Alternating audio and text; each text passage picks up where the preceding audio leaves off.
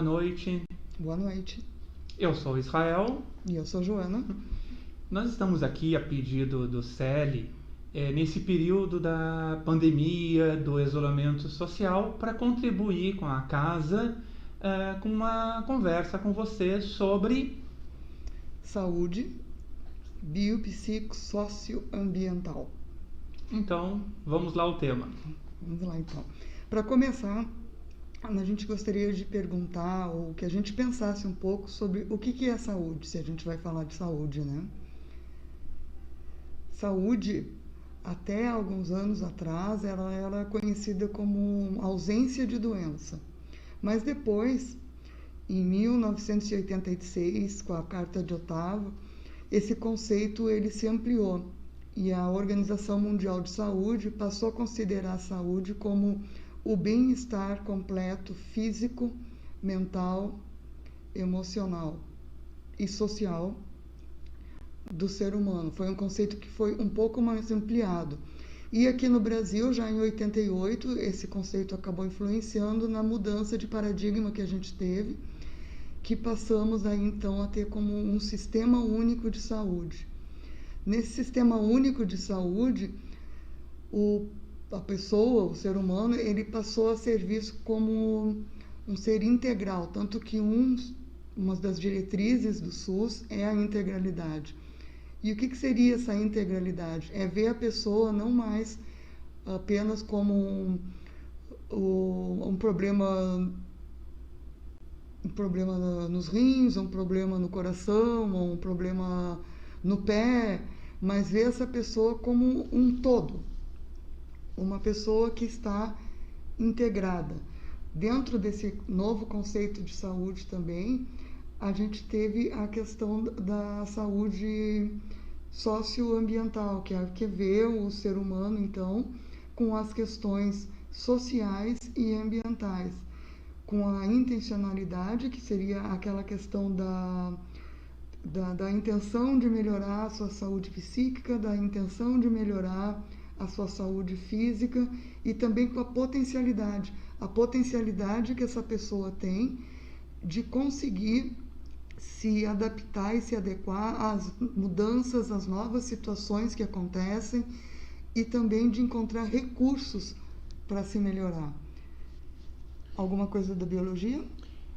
Na área da biologia, sou biólogo, é muito comum, quando a gente fala na questão ambiental, de colocar o homem como um espectador. E da mesma forma que quando falamos nessa integralidade do ser humano, no meio ambiente também é assim. A gente tem que entender que o homem, ele não é um espectador do meio ambiente, na natureza, ele está integrado e submetido a todas as leis do meio ambiente. Claro que a gente, pela nossa capacidade de manipular e alterar o meio, a gente consegue mexer nesses limites das leis ambientais. Mas nós fazemos parte desse sistema e não somos espectadores desse sistema. Quando a gente passa a compreender isso, a gente entende o quão importante é para a saúde, de uma forma mais ampla, as questões ambientais.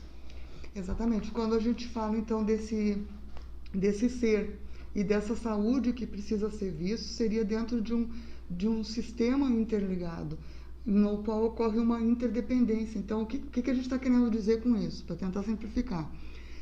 Que tudo aquilo que acontece com os meus pensamentos, com os meus sentimentos, com o meu social, com o que está acontecendo no meio, ao redor, tudo isso está interligado. É uma grande cadeia, uma grande teia, onde uma coisa interfere na outra. Existe uma interdependência, tudo depende de alguma coisa. Se acontece alguma coisa com as minhas emoções elas vão atingir as minhas questões físicas, as minhas emoções elas vão atingir os meus processos mentais, as minhas emoções vão acabar interferindo nas minhas relações sociais e vão acabar interferindo também na minha relação com o meio. E da mesma forma, se acontece algo no meio, essas questões que acontecem no meio vão interferir em todos esses sentidos também. Não existe essa divisão. essa divisão ela foi feita e foi muito bem colocada até na época de Descartes para a gente poder seguir um estudo, ter um sistema para estudar. Mas posteriormente já foi visto que hoje nós já temos condições de poder avaliar e de poder tratar o ser como um todo. Uma obra muito boa foi do Antônio Damasio, a gente até trouxe aqui para quem quiser dar uma pincelada, que é O Erro de Descartes, aonde ele fala dessa que aqui o nome do livro é Um Erro, mas na verdade na leitura vai ver que ele não está dizendo assim que fez um erro completo, mas sim que o erro da gente permanecer com essa ideia de que mente e corpo, que o meu mental e o meu emocional são separados do meu físico, que o meu mental e o meu emocional são separados do meu meio. Essa separação é que não existe e que ele tenta buscar integrar também.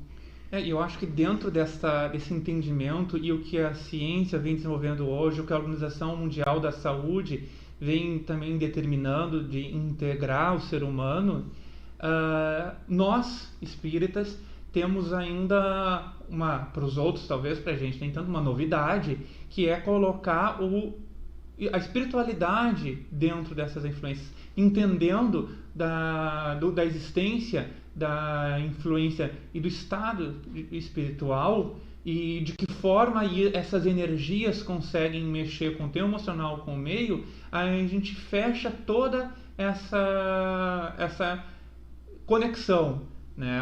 Vamos dizer, o físico, quando eu falo físico, eu falo o meio ambiente, a biota e o físico do meio ambiente, a mente mais orgânica do ser humano e o espiritual que faz essa integração com esses meios todos.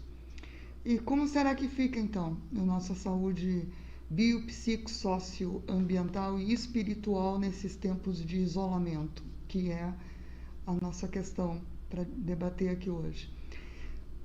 Vamos começar falando das questões de ameaça, então. Como é que fica? Se está acontecendo algo que está causando uma ameaça, é comum a gente começar a manifestar o estresse. O estresse, ao contrário do que muitos pensam ou falam assim, é o estresse como algo assim pesado. Não, ele só vai ser assim se tu ficar muito tempo submetido ao estresse. Mas o estresse, a princípio, ele é um sistema de alarme, ele é um sistema de ameaça. Assim como quando tu está com uma infecção, uma inflamação, tu vai ter uma febre, a febre ela vai servir para sinalizar de que algo não está bem no teu organismo e que tu precisa melhorar, que tu precisa buscar ajuda para sanar algo que está acontecendo no teu organismo. O estresse, ele funciona também como um sistema de alerta, como um sinal de que existe uma ameaça, que ele serviu ainda no tempo lá dos caçadores-coletores para avisar quando havia um perigo à vista, havia um bicho que podia atacar ou algo parecido. Então, o que acontece?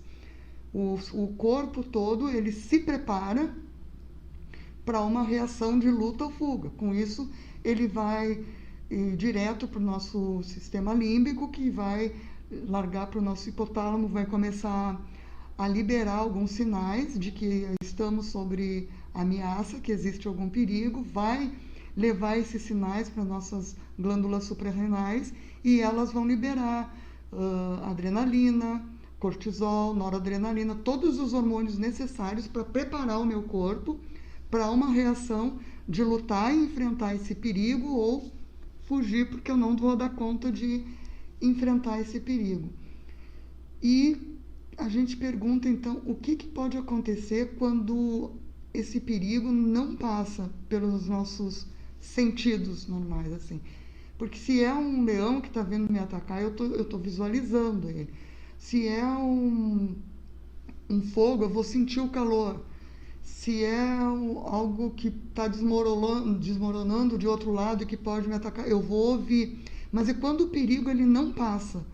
Ele não passa pela minha visão, ele não passa pela minha audição, ele não passa por nenhum desses sentidos materiais que eu tenho. Como é que fica esse organismo?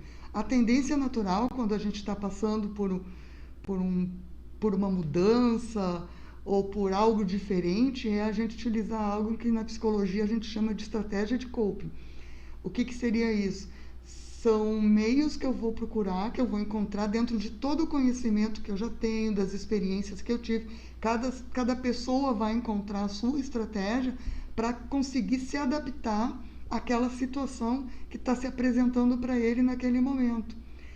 Só que nesse caso específico que nós estamos agora, não existem esses arquivos. Nós nunca tivemos Covid-19 no nosso meio. Já tivemos, é claro, outros vírus, outras pandemias. A gente teve a peste negra, a gente teve a gripe espanhola, tivemos alguns. Mas nós não passamos por isso, nós não vivenciamos. O que a gente pode fazer, na verdade, é ver o que eles fizeram. Ora, eles ficaram em isolamento, eles usavam máscaras, pronto, nós estamos buscando então esse conhecimento anterior, mas não é um conhecimento interno, um conhecimento que esteja nos nossos arquivos pessoais. E eu acho que uma outra diferença fundamental dessas outras pandemias e outros momentos que dentro da história nós passamos por dificuldades, é como a Joana falou, quando a gente tem no processo de estresse natural, o que acontece? A gente tem reações no corpo. Quando a gente leva um susto grande, o que acontece? A tua pupila, o que acontece? A pupila dilata, tem toda aquela reação que a Joana explicou, descarrega a adrenalina, a tua pupila dilata, já ficou branco de medo. Por que é branco de medo? Porque ao momento que a tua pupila dilata, dá uma vasoconstrição, os vasos periféricos se contraem. Por que eles se contraem? Por isso que tu fica branco, para deixar o sangue para a musculatura mais interno, tu tem mais energia, ou para luta, ou para fuga. Só que é um momento ali rápido. Ainda que houve as outras pandemias, as pessoas estavam preocupadas, mas elas estavam, ainda que isoladas, elas não eram bombardeadas com o susto a todo momento.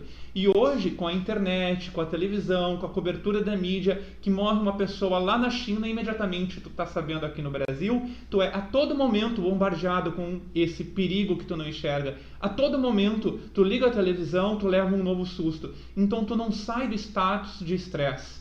Tu permanece no status de estresse e causa o desequilíbrio. A gente fazendo uma analogia para a natureza, quando um organismo não sai do status de estresse, há um prejuízo na própria população. Um status de estresse que pode ocorrer naturalmente, uma grande seca, que é um status de estresse para organismos vivos, o que acontece? Quando ele está em status de estresse, o que cai? A imunidade, além da imunidade que pode cair, a frequência ou a fertilidade dos indivíduos cai, porque o organismo diz, olha, não tenha filhos porque o status de estresse é grande. Claro, eu não estou dizendo que agora todos têm que ter filhos, eu estou mostrando que na biologia os organismos se preparam para, olha, não dá para continuar assim, não continua evoluindo a população porque a coisa está perigosa. E a gente, voltando ao que eu falei no início, o ser humano com a sua capacidade de raciocínio, a sua capacidade de analisar o meio, ele tem que trabalhar para não ficar nesse status de estresse, senão ele vai ser prejudicado. No momento que ele é prejudicado neste meio, como a gente falou que está tudo interligado, tu tem o emocional, o espiritual, tudo isso acaba sendo afetado. Como uma coisa influencia a outra, a gente tem um sistema de retroalimentação. Se tu está estressado, tu afeta a tua mente, tu afeta o espiritual. Se o espiritual começa a vibrar em uma frequência mais baixa, isso vai retornar também para o teu organismo. Então tu tem que achar uma maneira de quebrar este ciclo de retroalimentação, senão esse desequilíbrio ele tende a cada vez aumentar mais. Exatamente. Então, como tu está nessa questão de desconhecido, existe uma tendência natural a haver uma desorganização quando eu me defronto com algo que é diferente, com uma situação completamente nova. Eu me desorganizo dentro daquilo que eu tinha, daquele padrão que eu já levava. E eu me desorganizando, eu vou começar a ter insônia, eu vou começar a ficar angustiado, eu vou começar a sentir o medo, que a gente já falou, eu vou ter diversas reações que vão partir dessa desorganização e que vão acabar afetando nas minhas relações interpessoais, na minha relação com o meio, na minha relação comigo mesmo, porque eu posso ficar meio perdido, né? E falando então de desorganização, e se eu tiver assim, a gente vai sintonizar com energias que vão estar nessa mesma frequência de desorganização. Eu vai haver uma tendência a eu baixar um pouquinho meu nível energético e eu acabar sintonizando com energias que estão dentro desse mesmo nível. Mas então o que eu posso fazer nesse período? Tentar me reorganizar e procurar, já que não existe estratégia, tentar encontrar as minhas próprias estratégias. A primeira delas, dentro de todos esses pensamentos, dessas questões que a gente levantou aqui, que pode ter a insônia, o medo, o pânico, a ansiedade, a angústia, é identificar aonde que está o gatilho. Sempre tem um gatilho antes dessas reações começarem a vir. O gatilho que a gente está chamando aqui é um pensamento recorrente, que eu penso naquilo, aquilo me dá essas reações que Israel acabou de mostrar aqui, ou me dá uma taquicardia, ou me dá um pouquinho de falta de ar. O que me leva a ter essas reações? No momento em que eu identifico esses pensamentos, um dos primeiros passos é eu tentar não alimentar esses pensamentos, para tentar deixar eles fluírem. Não é aquela questão de vou barrar o pensamento. Não, o pensamento está ali. É difícil eu ter esse poder de controlar. Mas deixa ele fluir e começar a pensar coisas boas. Ou vai procurar fotos antigas, arquivos que te deram sensações boas e tentar levar o pensamento para essas situações que são situações prazerosas. Uma outra questão é tentar manter um roteiro, uma disciplina. Se eu tinha uma rotina, eu tinha um roteiro, um cronograma durante o dia para seguir, pronto. Tenta adaptar dentro desse cronograma que tu tinha. Se tu não tinha, começa a criar um. Eu vou acordar tal hora, daí quando eu acordar eu vou fazer isso, depois eu vou fazer aquilo. Tanto tempo vai ser o tempo de trabalho, tanto tempo vai ser o tempo de prazer, de diversão, tanto tempo vai ser para eu fazer outra. Te organiza dentro disso. Procura organizar o teu tempo e espaço, procura organizar a tua mente, o teu cérebro, a tua cognição para te adquirir talvez novos conhecimentos. Eu vou aproveitar. Às vezes a gente reclama tanto assim, tô louca por um feriado, tô louca por minhas férias. Pronto, aproveita esse tempo então para fazer aquilo que tu só poderia fazer quando tu estivesse de férias dentro de casa. Quem sabe aquelas gavetas que estão lá cheias de papel e documento, talvez, que eu vou guardando para uma hora garimpar e fazer uma limpeza, rever meus armários, ver o que me serve, o que não serve, fazer uma reorganização dentro de casa. Organizar o nosso ambiente, o ambiente em que a gente vive, nos ajuda a organizar também os nossos pensamentos, os nossos sentimentos. Reflete muito, como a gente falou que algo reflete no outro, assim como eu vou refletir no meu ambiente, o meu ambiente reflete também. Existe algo que se chama 5S, mas é algo que seria muito extenso aqui para a gente falar, mas que seria umas práticas orientais da gente tentar fazer essa organização. Se não sabe, pronto, hoje a gente tem o Google, vai ali, procura o que é 5S e tenta aplicar na tua vida. Outras coisas que a gente pode fazer, outras estratégias de corpo que a gente pode tentar começar a procurar, é tentar explorar meu potencial artístico. O que eu gosto de fazer? Eu gosto de pintar, e há muito tempo eu não conseguia. Eu gosto de dançar. Pronto, coloca no YouTube, ou em algum lugar, ou em casa mesmo, um som e dança. Aprende uma coreografia nova, né, através do YouTube. Pode também buscar novos conhecimentos, tem um monte de curso disponível. Pode ler aqueles livros que ficam lá na estante um tempão para a gente tentar ler. Então, vai em busca disso. Pode praticar meditação. A meditação é algo que a gente deve aplicar todos os dias, se possível, né? Praticar todos os dias, fazer uma meditação. Todas essas questões que, de alguma forma, vão me dar prazer, vão fazer com que eu libere. A gente falou de alguns hormônios que eu iria liberar quando eu estou numa situação de ameaça, de perigo. Mas tem outros hormônios.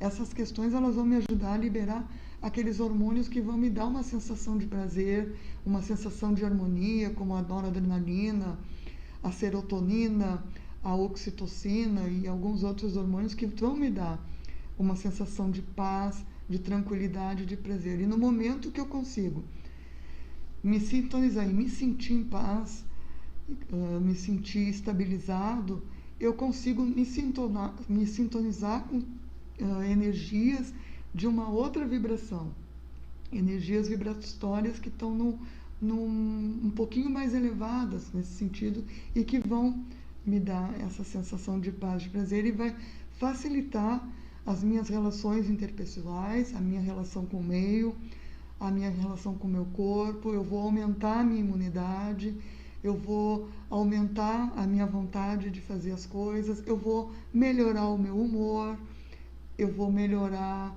a minha criatividade, eu vou melhorar um monte de coisas na minha vida. Então, por que não aproveitar esse momento, ao invés de talvez pensar, puxa, é o momento que eu estou aqui trancado para tentar aproveitar esse instante para fazer coisas que vão me dar prazer, para, quem sabe, descobrir novos potenciais, quem sabe descobrir novas possibilidades que existiam dentro de mim e que eu não fazia ideia que elas existiam. Quem sabe tentar até uma profissão paralela, outras profissões. Quanta coisa eu posso aproveitar nesse período que eu estou aqui. Então, vamos tentar não ver esse período como um período tão... Lembrei da peste negra de novo, né? Mas um período tão maciço, né? A peste negra, lembrei agora, foi um período que foi um período de muitas doenças, foram muitas perdas, mas foi um período também que foi bastante produtivo, porque foi dentro desse período de isolamento que muitos escritores fizeram grandes obras, como Decameron. Foi um período em que a gente passou, depois de vivenciar aquilo, de um período da fase medieval baixa para a fase do Renascimento, onde houve mudanças nos valores, onde houve uma mudança na consciência das pessoas, na forma de ver, de viver, houveram várias mudanças. Quem sabe tudo isso que está acontecendo agora não vai fazer com que se abram novos caminhos, com que ocorram mudanças para o nosso bem e que vão nos melhorar. Fala mais alguma coisa? Não, e também fazendo um fechamento quanto ao status vibracional que a Joana falou, que a gente eleva, é a forma também que nós espíritas podemos contribuir com este momento. Porque quando você consegue, então, se elevar esse nível vibracional em que você está, no teu momento em que tu vai fazer o teu evangelho no lar, ou no momento que tu vai fazer a tua meditação, irradiar essa vibração que agora você conseguiu atingir para o planeta. Que a gente sabe o quanto isso é importante, o quanto isso contribui. Quanto mais pessoas estiverem num nível vibracional mais alto, e naquele seu momento do evangelho no lar, ou que está fazendo uma meditação, parar e irradiar isso, pensar no planeta como um todo, começando na sua casa, para os seus vizinhos, e expandindo isso para o planeta, tenho certeza que é uma contribuição, é uma forma que nós espíritas podemos sim contribuir para esse momento de pandemia que o planeta está passando. E uma outra estratégia que eu acabei de me lembrar enquanto Israel falava é procurar também perceber o que eu posso fazer pelo outro. O prazer e a sensação, essa oxitocina que a gente falou aqui, que é liberada também, ela também ocorre quando eu consigo fazer algo pelo próximo, quando eu consigo ajudar o outro. Então, se eu não estou podendo ir para a rua, se eu não estou podendo... O que dá para eu fazer aqui nesse lugar que eu estou para ajudar de alguma forma as outras pessoas? Como que eu posso fazer isso? Uma das formas é como o Israel acabou de falar, fazendo orações, fazendo irradiações, mas quem sabe também é o momento de eu ligar para aquele parente bem distante que fazia tempo que eu queria visitar e agora eu não posso porque eu não estou impedido, estou em isolamento social, mas felizmente a gente pode contar com a tecnologia. Então, quem sabe e fazer o contato com aquelas pessoas que há muito tempo eu não converso, que eu não vejo. Quem sabe uma dessas pessoas está precisando exatamente disso, de que alguém ligue para ela, que alguém faça um contato com ela, que alguém demonstre que se importa com ela. Existem várias formas da gente tentar ajudar o outro. E ajudando o outro, eu estou ajudando o planeta, eu estou ajudando o universo, eu estou ajudando a mim. Porque, como a gente falou lá no comecinho, nós somos seres biopsicossocioambientais e espirituais. E tudo isso está interligado. Que possamos, então, fazer o melhor por todos nós. É isso aí. Tchau. Tchau, tchau.